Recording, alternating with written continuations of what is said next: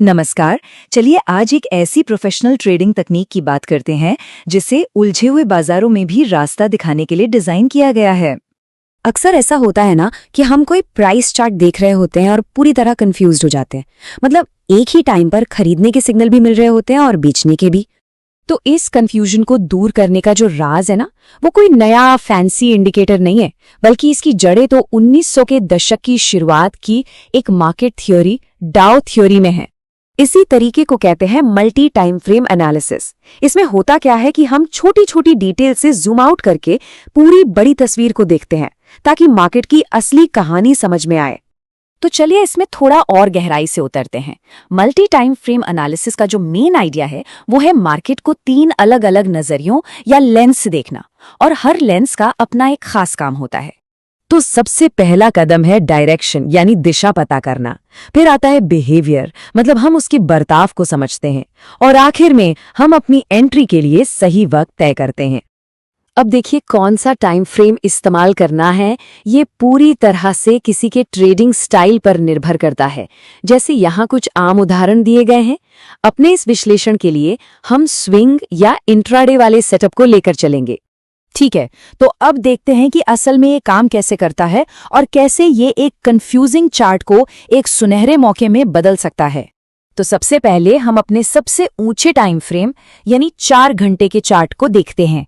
यहाँ पर तस्वीर बिल्कुल साफ है। मार्केट का जो ओवरऑल स्ट्रक्चर है वो एक मजबूत अप ट्रेंड है। तो ये हुई हमारी मेन डायरेक्शन। लेकिन यहाँ पे असली खेल शुरू होता है। जरा सोचिए, जब हम इसी चार्ट में आई इस छोटी सी गिरावट को एक छोटे टाइम फ्रेम पर जूम इन करके देखेंगे तो क्या होगा। और यहीं पर वो आहा वाला मूवमेंट आता है।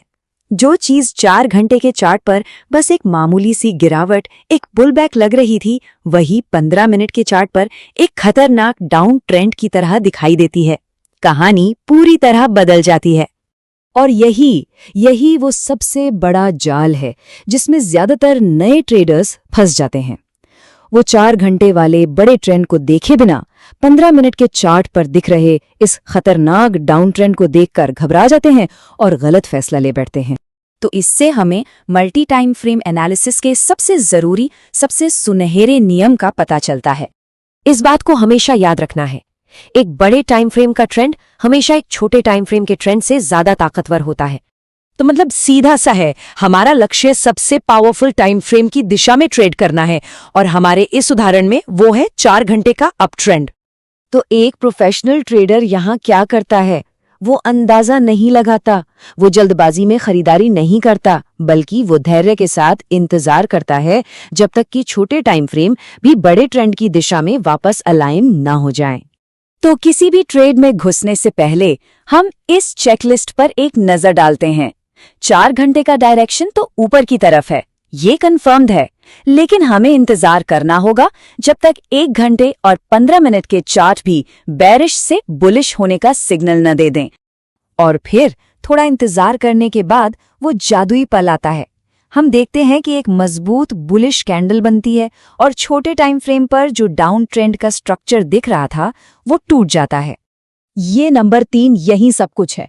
ये उन 3 टाइम फ्रेम को दिखाता है जो अब एक साथ हैं, एक ही दिशा में इशारा कर रहे हैं, ऊपर की तरफ। बस यही है हमारा एंट्री का सिग्नल। तो ये आखिरी हिस्सा एक नए और एक प्रोफेशनल ट्रेडर की सोच के बीच का जो सबसे बड़ा फर्क है उसे उजागर करता है।